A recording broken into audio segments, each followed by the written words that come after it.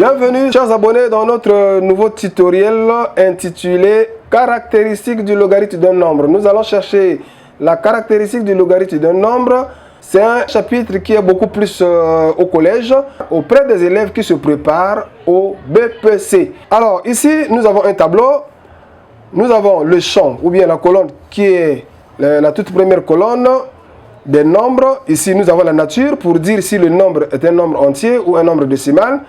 Là, nous avons le n pour dire si le nombre est composé de combien de chiffres.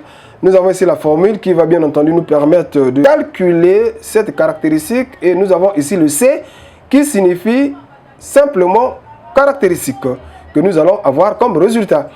Nous avons ici le 5, c'est le chiffre 5. Sans plus tarder, ce chiffre-là est supérieur à 1. C'est un nombre qui est supérieur à 1. Donc nous écrivons ici, c'est un nombre qui est supérieur à 1. Alors 5 est composé, c'est un nombre, est composé de combien de chiffres? Un seul chiffre puisqu'il n'y a que 5. Donc c'est 1. Alors pour tous les nombres qui sont supérieurs à 1, la formule pour le calcul de la caractéristique c'est C qui est égal à n-1. Le n c'est quoi? C'est le nombre de chiffres que nous avons écrit ici. Donc c'est le 1 là. En prenant le 1 là, en le remplaçant là où il y a le n, on aura 1 moins 1 qui est égal à 0. Donc caractéristique c'est 0. Donc la caractéristique de 5 c'est 0. On passe à la deuxième ligne, sinon le deuxième nombre. Nous avons le nombre 23, composé de deux chiffres. D'abord c'est un nombre qui est supérieur à 1. C'est un nombre entier, oui, on écrit supérieur à 1. C'est un nombre qui est formé de deux chiffres, donc 2, on écrit 2. 1, 2, 1, 2 chiffres, c'est là. Alors, C est égal à n-1. En prenant le 2, en le remplaçant là où il y a le n ici, nous aurons 2 moins 1 est égal à 1. Donc, la caractéristique de 23 est égale à 1. Nous prenons le troisième nombre, 387. C'est un nombre qui est supérieur à 1, constitué de 3 chiffres. Donc, 3 chiffres. 1, 2, 3 chiffres, c'est là, oui. Donc, C est égal à quoi? n-1, toujours. En prenant le n qui est ici, en remplaçant là où il y a le n, nous aurons forcément 3 moins 1 qui donne 2. Donc, la caractéristique, c'est 2 de ce nombre-là. Là, nous avons un nombre 4,52 qui est un nombre décimal, puisqu'il y a la présence de la virgule qui est ici. Mais c'est un nombre qui est supérieur à 1. Pourquoi? Parce que la partie entière, nous avons la partie entière, nous avons la partie décimale ici. Vous vous souvenez, sur les nombres décimaux, la partie entière est supérieure à 1. Alors, le n est égal à quoi? Pour trouver le n, nous allons nous occuper seulement de la partie entière, pas la partie décimale. À la partie entière, nous n'avons qu'un seul chiffre. Le 4 qui est là, un seul chiffre, donc c'est 1. À ce moment-là, la formule c'est la même, n-1. En prenant le 1 là, en remplaçant ici, on aura 1 moins 1 est égal à 0. Donc caractéristique c'est égal à 0. On prend ce nombre-là, 134,19. C'est également un nombre qui est supérieur à 1. Le nombre de n, c'est quoi? Lorsque nous regardons dans la partie entière, nous voyons qu'il y a 1, 2, 3 chiffres. Donc 3 chiffres. Nous rappelons que l'on ne doit pas prendre la partie décimale, seulement la partie entière. Donc 1, 2, 3 chiffres, donc le n est égal à 3. C'est la même formule, n-1, en prenant le 3, en remplaçant ici, caractéristique est égal à 2. On va cette fois-ci prendre les nombres qui sont plus petits que 1. Donc 0,12, c'est un nombre qui est inférieur à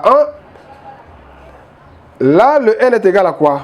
Le n, ici, on doit aller doucement. Pour bien comprendre, le n ici, c'est le nombre de 0 ici après la virgule. Le nombre de 0 après la virgule avant le nombre significatif qui est ici 12. Vous voyez qu'après la virgule, nous n'avons rien ici comme 0. Comme on n'a rien comme 0, alors le n est égal à 0 aussi. À ce moment-là, la formule change. C est égal à moins facteur de n plus 1 avec n, le nombre qui est ici. En remplaçant le n par 0, on aura C est égal à moins 1. Donc ici, on trouve moins 1 ou on peut écrire 1 bar. On prend l'avant-dernier chiffre. L'avant-dernier chiffre, 0,041. C'est également un nombre qui est inférieur à 1. Ici, le n est égal à quoi? On regarde le nombre de zéros après la virgule. Donc, avant le nombre significatif qui est 41 ici, nous avons combien de zéros? Un seul zéro. On ne doit pas prendre le zéro avant la virgule. Seulement après la virgule, donc c'est un seul zéro. Donc, on écrit 1 ici. C'est la même formule. Moins facteur de n plus 1, comme tout à l'heure. Alors, en prenant le 1, en le remplaçant ici, on aura 1 plus 1 qui est égal à 2. Alors, C est égal à moins 2. Ou 2 barres. On prend le dernier nombre. 0,000038. C'est un nombre qui est inférieur à 1. Le n est égal à quoi? On compte le nombre de zéros juste après la virgule ici, avant le nombre significatif. Donc, 1, 2, 3, 4. Nous avons donc 4 zéros après la virgule. C est égal à quoi? Moins, comme tout à l'heure, plus 1. En remplaçant le n par sa valeur, nous aurons finalement 4 plus 1 qui est égal à 5. Donc, caractéristique est égale à moins 5 ou 5 barres. Voilà, ça c'est notre première méthode pour déterminer la caractéristique du logarithme d'un nombre. Nous allons vous proposer une deuxième méthode sur le même tableau. Et c'est une méthode qui consiste seulement à regarder le nombre et à dire la réponse. Puisque pendant les examens d'État, les élèves n'ont pas la possibilité de pouvoir comparer les résultats avec leurs voisins. Il va falloir que l'enfant soit capable d'avoir 2 à 3 méthodes seul pour essayer de comparer les résultats, sinon les réponses sur ces 2 méthodes. Si les résultats sont similaires, à ce moment-là, il va sortir avec ses mains dans la poche, comme quoi il a empoché les points. On passe donc à la deuxième méthode. Alors, il s'agit là donc de la deuxième méthode. Nous allons expliquer la deuxième méthode que sur ce que nous venons de faire sur la première méthode. Vous voyez que ici, nous avons le chiffre 5. Le 5 est seul. C'est un nombre qui est constitué d'un seul chiffre. Si c'est un seul chiffre, vous reculez seulement de 1. Un chiffre, vous reculez de 1. Si on recule de 1, on aura quoi? 0. Voilà pourquoi on a eu caractéristique ici 0. On a trouvé 0 ici. Nous avons ce nombre-là 23. 23, c'est un nombre qui a 2 chiffres. Si c'est 2 chiffres, on recule. Donc, on soustrait un seul chiffre parmi les 2. Donc, puisqu'il y en a 2, quand on enlève 1, il va rester 1. Voilà pourquoi on a obtenu ici, on a eu caractéristique égale à 1. Nous avons ici le nombre 387 qui est composé de 3 chiffres. 3, si on enlève 1, il va rester 2. C'est le 2 qu'on a obtenu ici. C'est le 2 qu'on a eu ici. Nous avons ici ce nombre décimal, bien sûr, 4,52.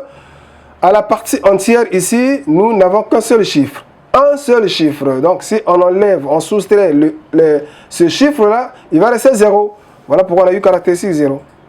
Nous avons ici 134,19. Donc, dans la partie entière, il y a 3 chiffres. 3 moins un chiffre, il va rester 2. Voilà pourquoi on a eu 2. Dans les nombres qui sont plus petits que 1, nous avons ici 0,12. Dans cette deuxième méthode, vous vous souvenez qu'à la première méthode, on ne comptait que les zéros qui étaient après la virgule. Mais dans la deuxième méthode, on doit tout compter. On doit compter les zéros qui sont avant et après la virgule. C'est-à-dire qu'avant le nombre significatif. 0,12, on doit compter que tous les zéros. Avant la virgule, nous avons un zéro. Après la virgule, il n'y a pas de 0. Donc, c'est le 1 là qui nous donne la caractéristique moins 1 là. Nous avons ici l'avant-dernier nombre. 0,041 composé de combien de zéros avant et après la virgule. Nous avons 1, 2, 0. Voilà pourquoi on a eu ici caractéristique moins 2. Et enfin, le dernier nombre, nous avons 0,000038. Si l'on essaye de compter le nombre de zéros avant et après la virgule, on aura combien de zéros? 1, 2, 3, 4, 5 0. Voilà pourquoi on a eu ici caractéristique est égale à moins 5. Il s'agit là donc d'une méthode qui consiste à juste regarder le nombre et à dire la réponse. Voilà. Et il ne restera, à ce moment-là, il ne restera que la démonstration avec la formule requise, selon que le nombre est supérieur ou inférieur à 1. Voilà, nous venons là de terminer ce tutoriel qui était intitulé caractéristiques du logarithme d'un nombre. Si cette vidéo vous a plu, soyez toujours scotchés dans notre chaîne et à nous revoir à la prochaine vidéo.